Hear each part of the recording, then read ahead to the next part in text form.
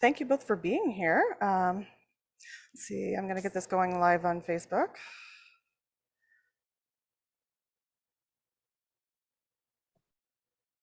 This might take a second here. Shoot. Okay. That might not work.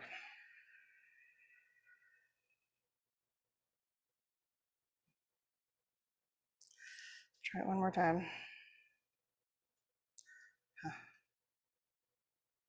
Oh, I think I need to open Facebook to do this. I'm sorry, I'm going to pause recording really quick. Okay, so we are here with, let's everybody introduce yourself. Thank you so much for being here. And I guess, Glenn, if you want to go first, let us know a little bit about you, what you study. Sure. So I'm Glen Pyle. I'm a professor of molecular cardiology, and I'm a member of IMPART at Dalhousie Medicine. Have historically studied mostly sex differences in cardiovascular disease and women's health. But certainly during the pandemic, we've shifted a little bit and started to do some COVID-based research and still looking at how men and women respond differently to COVID infections and specifically how their hearts respond differently. Great. And Frank, tell us a little bit about you. Hi, I'm Frank Han. I am a United States-based pediatric and adult congenital cardiologist. So that means kids who are born with heart issues and also when they grow up to be an adult. And the way that I got involved with COVID and long COVID is because I see the patients in clinic and I'm involved on a multi-center cardiac imaging study looking at COVID vaccination myocarditis. Great. Yeah, and I appreciate all of what both of you do. And Frank, we've gotten to know each other a little bit in the past few months, so thank you both for being here. My name is Amanda Finley. I am a COVID long hauler, and before the pandemic, I was an archaeologist for 14 years. Before that, I sang opera professionally for about 10 years. And then I got sick and everything changed. So let's kick this off. We got quite a few questions. We might not have the time to touch on all of them. That's okay. We're going to try to keep it so that we're not keeping you here like 2 hours or something, because that's ridiculous. So we'll just go right to it. How is a person with ME/CFS able to undergo cardiac stress tests such as VO2 max when having to limit activity and not overexert themselves?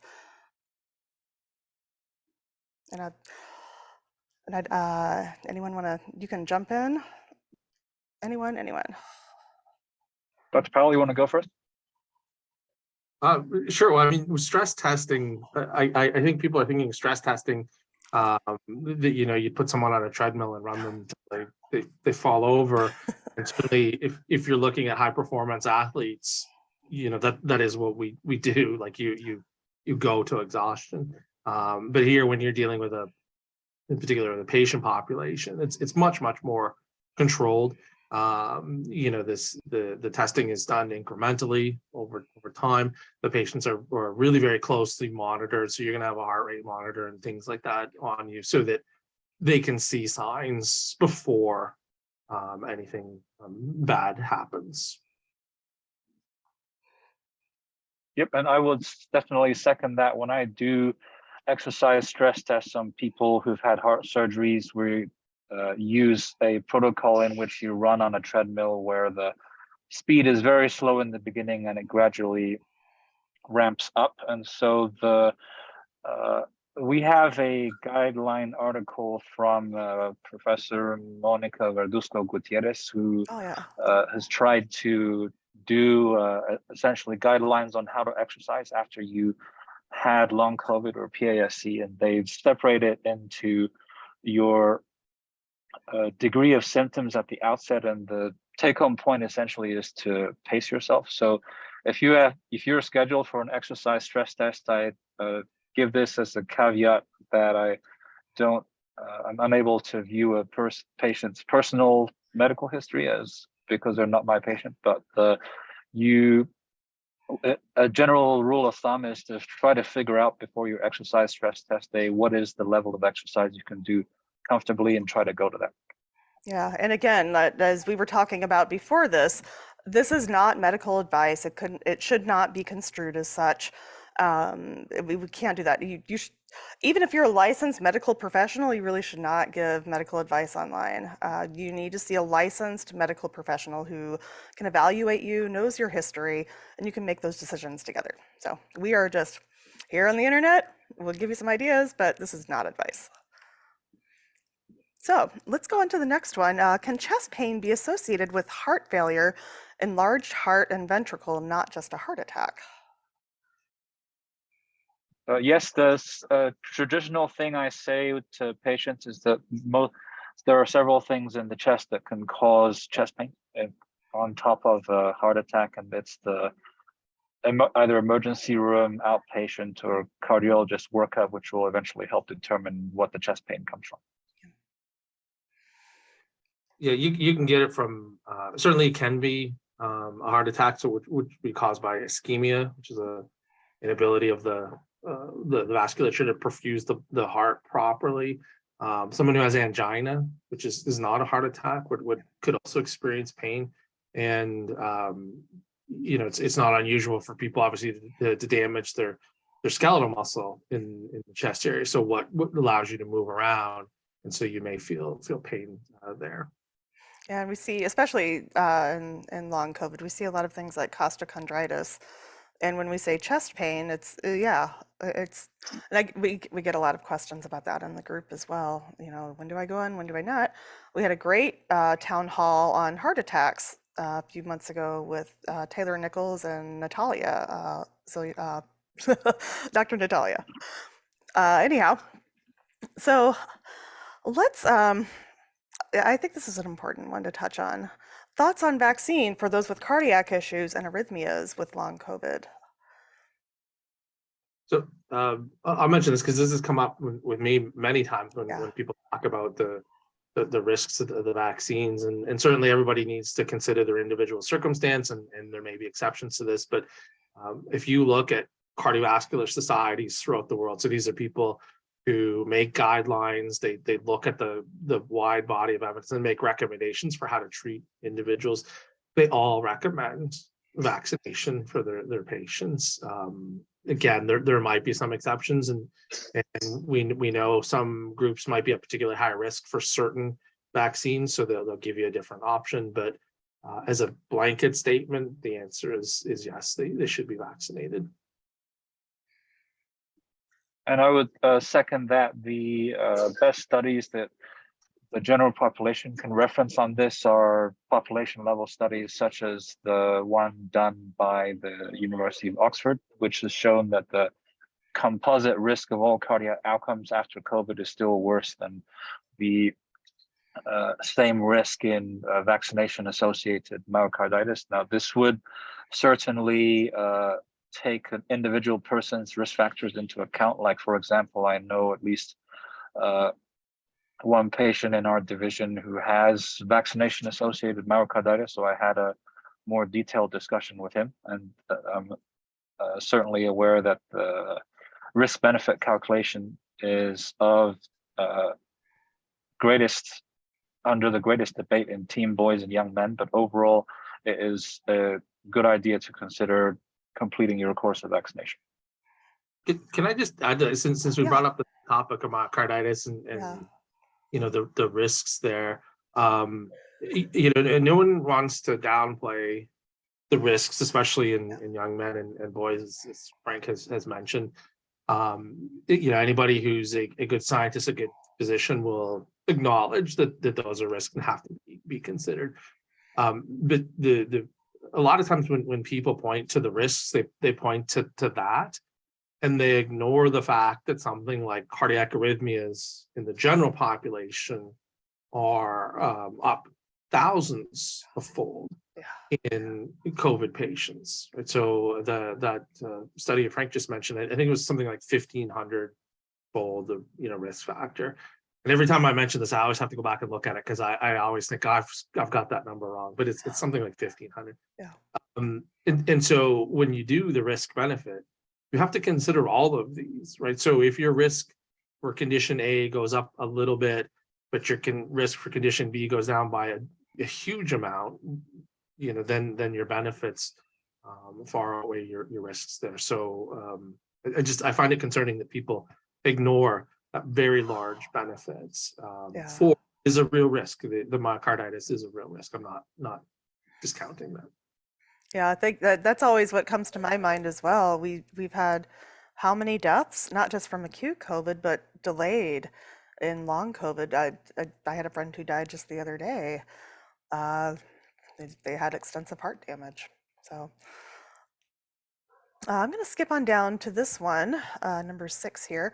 If I have a child who does not communicate verbally, what post-COVID symptoms or clues might indicate that they need a cardiac evaluation?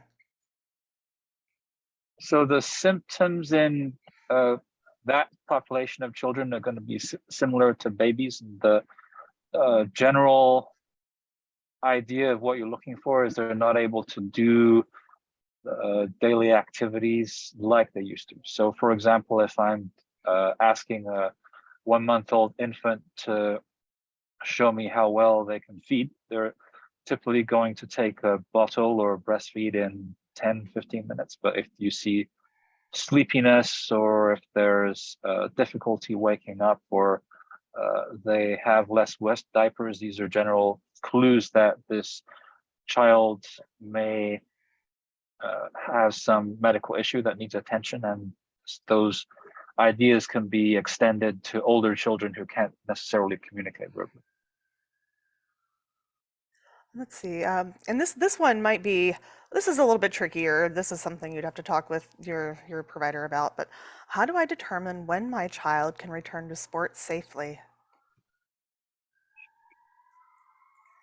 So I would monitor the kids' exercise capacity at home during regular daily activity, and then what is recommended by the preliminary guidelines so far is to make sure that you don't have any obvious contraindication while conferring with your personal physician, and then gradually get back to increase the level of activity that you do. So for example, the University of Michigan's Mott Children's Hospital has a 6-day protocol that gradually increases the amount of activity that you do by your percent maximum heart rate. Great. Yeah, that's a tricky one, but I'm glad someone asked. Yeah, this is a great question. What is the difference between cardiac rehab and PT? So physical therapy is a broad, which PT is a broader rehabilitation. So if you hurt your knee, you would go in and they would do strengthening around the knee joint to make sure that you're able to walk again normally. Things like that. Cardiac rehab, you're focusing specifically on the heart. And obviously it's not something, if like I said, if you hurt your knee, you might get massage and stuff. That's not something we do for cardiac. So it would be somebody going in and doing a little bit of exercise and kind of gradually over time, doing a little bit of walking and gradually building up their strength there. You're specifically targeting the heart here as opposed to your skeleton or the skeletal muscle that you may have damaged with PT. And this one, I get this question often. I developed a murmur and mitral valve regurgitation after COVID. Are they always permanent or can that heal? So these usually need long-term monitoring, typically in the form of echocardiograms. If a murmur is identified for the first time, you'd want to figure out if there's any valve issue, but in general, they need serial follow-up. Let's see. And just in the interest of time, I'm going to skip down here to number 11. I often awake at night with my heart racing and short of breath. My cardiologist doesn't feel that the heart rate readings on my fitness tracker are accurate, but my tachycardia happened when we did the 3-day monitor. What kind of data or testing, preferably from home, can I do to better show what's happening? So wearable devices are really good in, for keeping track of your activity, kind of general things, your heart rate when you're exercising. Using them as a diagnostic tool is very difficult because you're fitting it on yourself. If you were to go and get a heart test where they would actually measure your cardiac rhythm, you're going to have patches put on different parts of your chest and in the periphery, but in very specific places, because they actually want to not just monitor but map how your heart is beating. And so when you only have like a watch on, it's much more limited. And again, if it's not fit perfectly, you're going to get some unusual readings. So that's why they're not used in clinical diagnosis like they're suggesting here. You'll want to get a Holter monitor, which it sounds like they did, right? They something where they're monitoring at home. First of all, that's more accurate because it's fit in a particular way, but also it's not unusual for cardiac arrhythmias to come and go. And so, you see that somebody goes into the physician's office and everything's fine, and then they go home and at night or something like that, it flares up. Well, you're never going to catch that in the office setting. So these monitors are worn all the time. Interestingly, so I work at a vet school, and we have dogs that have cardiac arrhythmias, and they do the same thing where they fix them on the dog because they won't have the arrhythmias when they come in, and then send them out.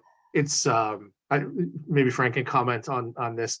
It's challenging to read the dog ECGs, which I assume it might be also for kids, because everything's okay, and then all of a sudden you see this huge spike in activity and it goes crazy, and the owners have to keep track of what's going on, right? And so you see these arrhythmias and this very chaotic pattern, and you go, oh yeah, squirrel in the park. That's I'm sure you see the same thing with kids, right? They're all okay, and then all of a sudden it's all crazy because they're running around or something.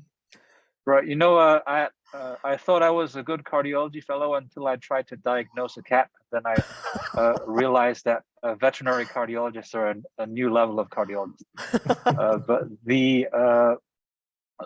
it's maybe less widely known that not all monitors track the heart rate and the ECG. So I've talked to patients some that if they want to buy a device that's not a medical device specifically designed to monitor your ECG, it may not give as much information. And so the Holter or event monitor, depending on the how rare your symptoms are, it is going to be the most useful test to double check if an episode of palpitations correlates with the episodes that the patient has. So if you're receiving this device for the first time, you're going to get a little device to take home, and there's going to be either a journal or some button clicks or both to allow you to record which episodes are a representative episodes of palpitation. Then the cardiologist can look at that specific EKG with you to diagnose if there is a real arrhythmia or not. Yeah, and I think just so that everybody's clear, everyone watching this, the Holter monitor is the thing that they attach to your chest. Some of you have had it for 24 hours. This person had it for 3 days. Mine, I had for 2 weeks. Some people have it for a month. So it really, I think the length of time that you have it also plays into this as well. So let's see. Here's an interesting one. I've developed spider veins and even some varicose veins after COVID. Is this a sign of damage in my blood vessels? How can I help them go away? I guess I can tackle that. Okay. One, I don't know how you make them go away. Right. But Yeah. no, they're not usually of any concern. We do see that, especially in older women, because we know, or at least we think, that there's some relationship between them and estrogen levels, which is why it's, I'll say, maybe more common in older women. If you go online and read about them, you will see that some people talk about an increased risk of blood clots, but that's one of those things where, yes, technically it probably does go up, but it goes from a very low risk to slightly more than a very low risk. So they're really not any concern. You would look for things like if the area became painful, or if you had cramping in the muscle around that area, something like that. But the veins by themselves are not necessarily a concern, though. That's good to hear. Um, we're kind of zooming through these more quickly than I thought. Thank you. Why is it so hard? And this one is salty, and I don't blame them. Why is it so hard for doctors to distinguish between anxiety and heart issues in long haulers? I could speak to that too. I fired my first cardiologist. Sure. So I would be open to the possibility of both occurring at the same time, and Yes. the one feeding on the other. So, for example, I ask my patients who are consulting for palpitations to I let them know that it may be difficult to find a genuine episode of SVT, that we have to keep on recording EKGs during episodes to make sure that is this arrhythmia or is it not an arrhythmia?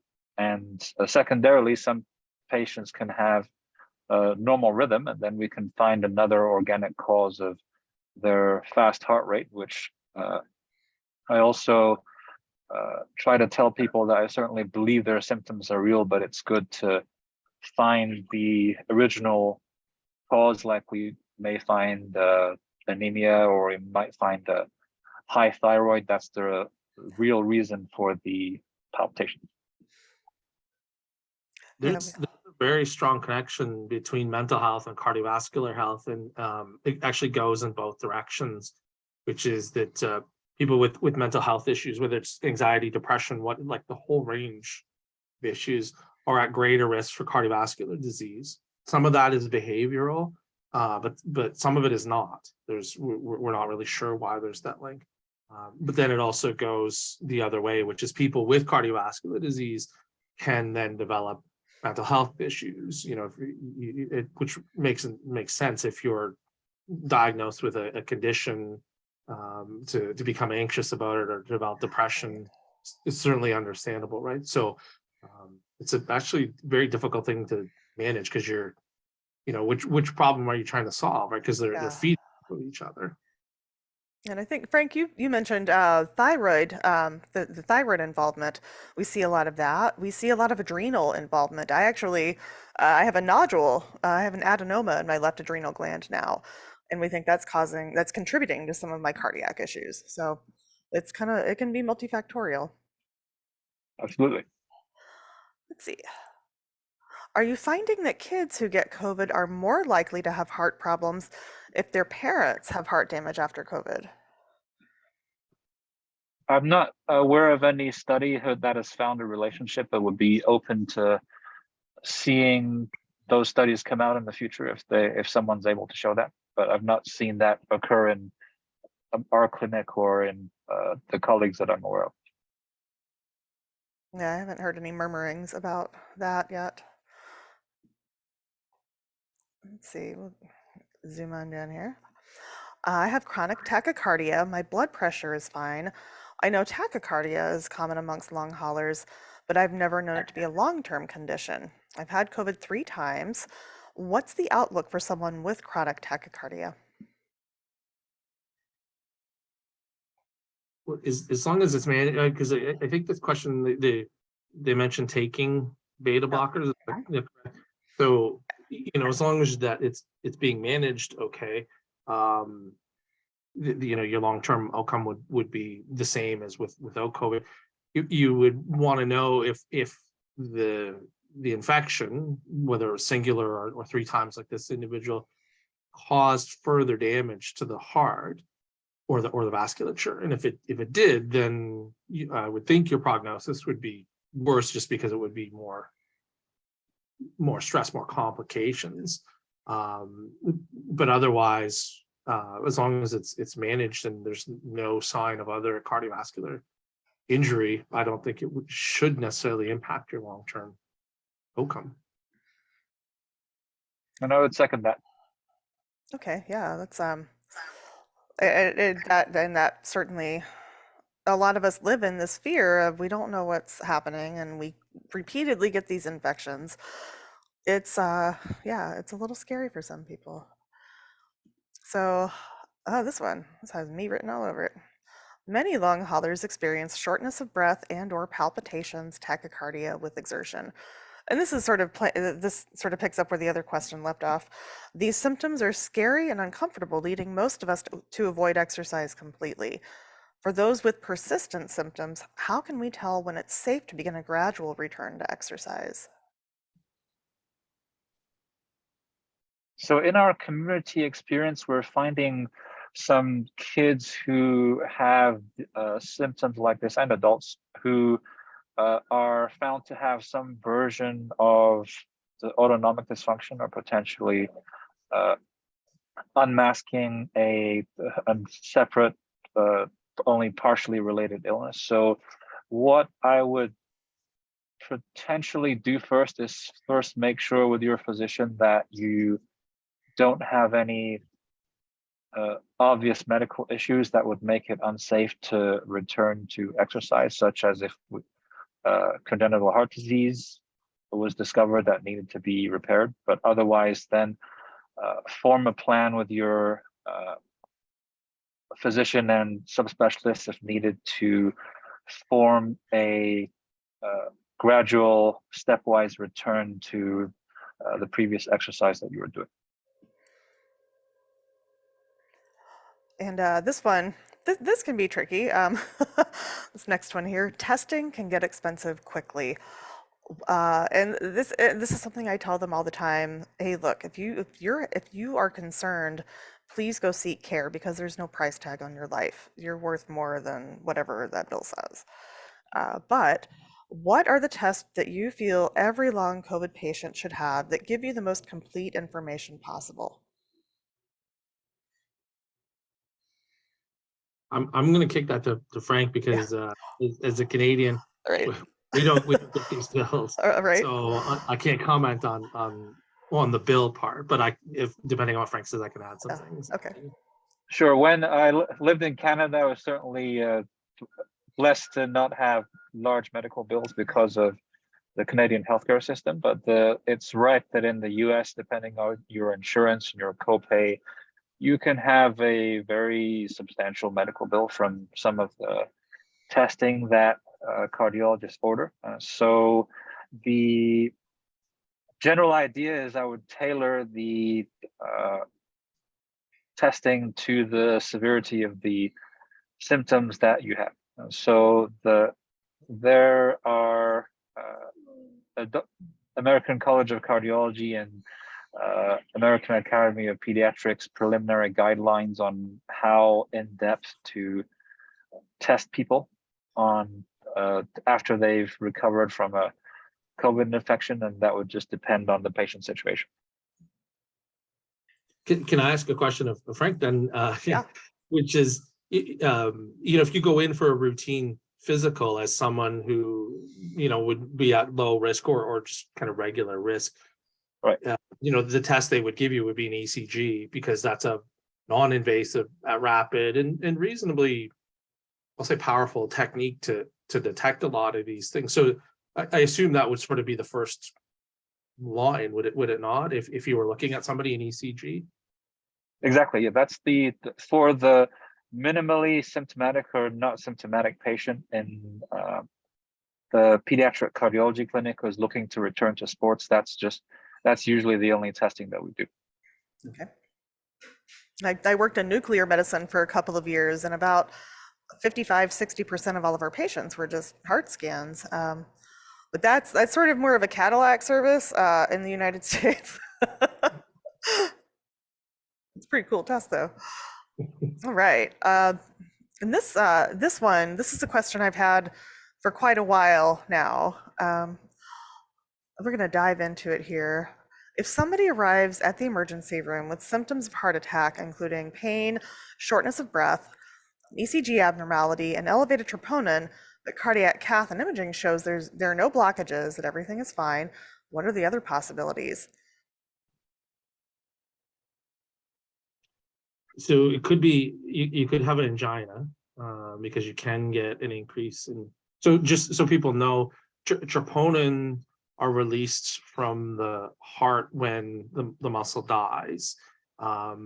This is actually what I did my early research in, so I can speak to it fairly confidently, unlike many other things. So when the cells die, they release the protein, and troponin is a marker of cardiac muscle cells. So when it's found in the blood in high levels, that's a sign that that some of the muscle has died. So that's historically the way we think of it. Angina can be associated with what we would call elevated troponins. They're generally not as high as what you would see in a heart attack, and that would be associated with pain. I think you said like an anxiety in this individual as well, because when you experience pain, people tend to become anxious. So yeah, it's feed on each other.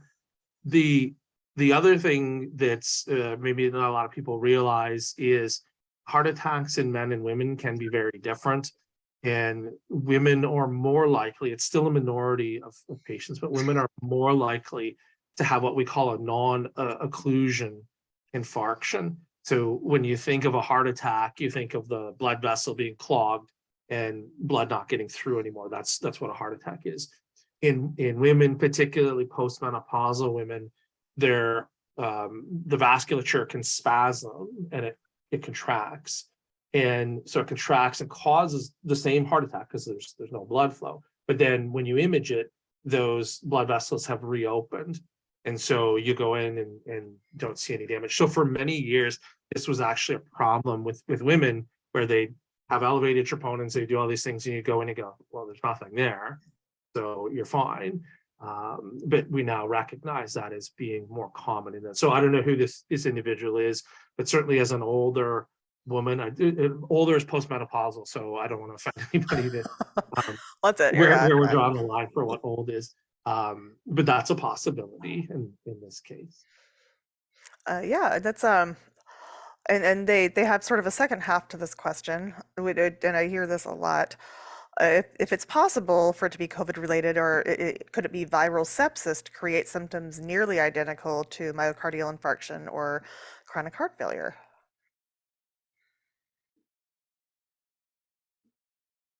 So there's several angles to approach that. COVID is known by MRI studies and cardiac positron emission tomograms to create microthrombosis in various vascular beds. So it is possible for the big arteries that you initially assess on a heart cath, and a heart cath is the initial procedure that cardiologists typically do to assess if all the big coronary artery branches are open. And so even if the big coronary arteries are open, it is possible for very tiny clots to still create problems with the heart getting adequate blood flow. And there's also the presence of microvascular disease. And so the typical heart artery or coronary artery disease that people think of is blockages in the large arteries that you can see on the top of the surface of the heart. But that heart artery atherosclerosis or hardening and thickening doesn't stop only at the big arteries. That can go down to the small arteries and capillaries as well. And that kind of that level of blockage can potentially be found on heart scans that look at perfusion. That's that's the stuff I know. We did a lot of that. I'm going to skip back up here. We had a question about dysautonomia. We see a lot of this, like a lot in long COVID. I've been told to increase fluids and use electrolytes and compression to help my dysautonomia symptoms. What should I look for in an electrolyte supplement? Are there any specific ingredients that I need other than salt? And is there a specific ratio of electrolytes to plain water over the course of day? And if you just want to speak to dysautonomia in general, if you're able to, it's just so common in our community. So dysautonomia and COVID typically manifests as postural orthostatic tachycardia or vasovagal syncope or inappropriate sinus tachycardia or a mixture of all of those things. And so it's a one could think of it as an exaggerated or a delayed response to the blood redistribution with postural change. So when you stand up, for example, people who feel fine, who've never had COVID before, have the blood try to fall out of their head because it's like any other liquid. It will try to go downstairs if you let it. And with the typical rapid reaction of a normally functioning cardiovascular system, the blood will get redistributed and you will not feel dizzy and you will not feel palpitations. But the COVID is known to irritate the autonomic nervous system that does this automatically and then can create the symptoms that you feel. So there's not really a surgery or a pill that can completely get at the root cause of the dysautonomia or a postural orthostatic tachycardia. So it's not like a mole that you can cut out, but the interventions that cardiologists do are geared to helping the autonomic nervous system along so that the episodes can get more mild or decrease in frequency, or hopefully both. And so one of the earliest things to try is increasing your water intake and decreasing your caffeine intake so that your total blood volume is higher. And the first electrolyte we add is typically regular salt. And you can get that in your food if you're able, or take salt tablets. There's not great evidence of you needing to add other electrolytes other than salt, unless you have a demonstrated deficiency in some of those electrolytes. You technically can add it if you want to, but it's not, strictly speaking, necessary to buy commercial mixed electrolyte supplements unless you have a known medical evidence of deficiency in some electrolytes, or you're a athlete that regularly exercises very intensely and is known to lose electrolytes. But most people, as far as the water and salt supplement that it was addressed in the question, they usually just need to supplement water and salt.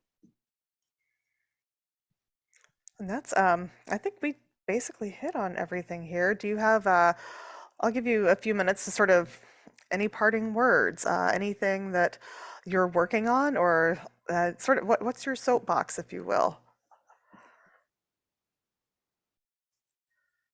Well, mine would be, you know, the misinformation that goes around out there, and I certainly know how difficult it is at the best of times to sort of who are reliable sources and who aren't.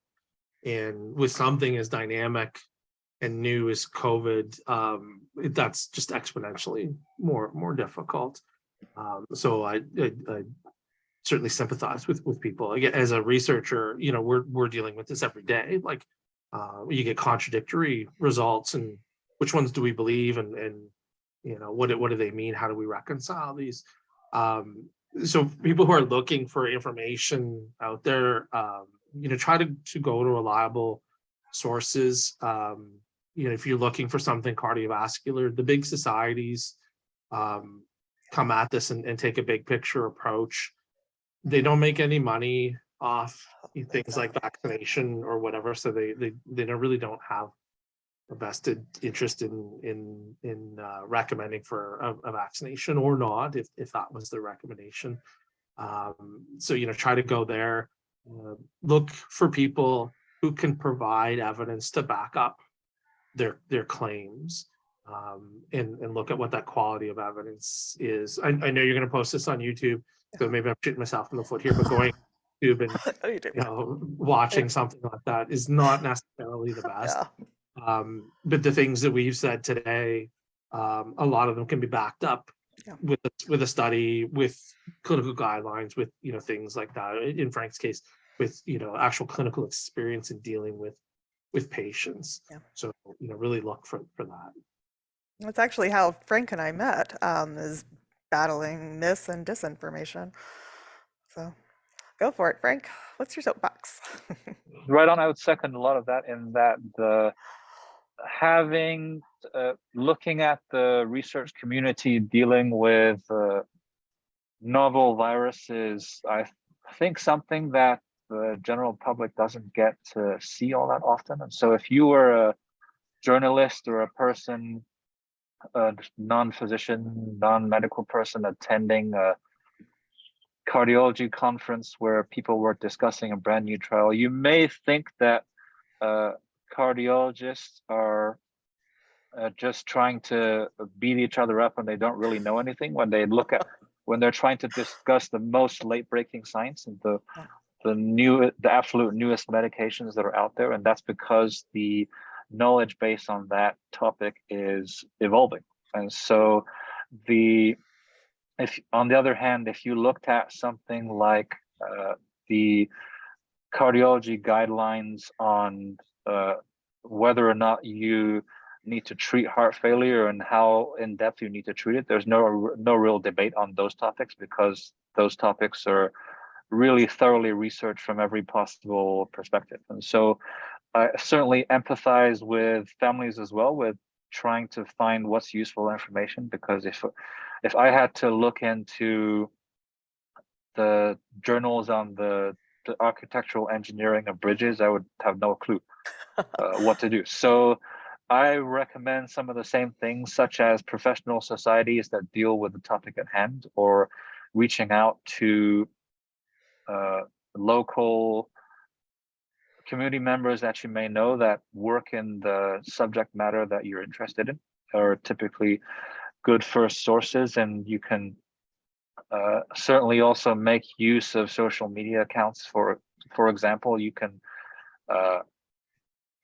discuss on your Twitter account a journal article that you're interested in, and then people can give you input on, is this good? Does this represent the current science? Does this, what are the pros of this particular journal article study method? What are the cons? And then get some explanations that way. And so I think altogether, as a researcher community and a physician community, will keep on working hard and get the necessary knowledge of COVID-19 and new research development to the public. And I think it's also incumbent on us as long haulers, as we're able, to participate in these studies and research, because without that, you're just kind of shooting in the dark. So I want to thank you both for your time today, and thank you for your patience as well. And yeah, I will get this up on YouTube later on. I'm going to stop recording, maybe. Yeah.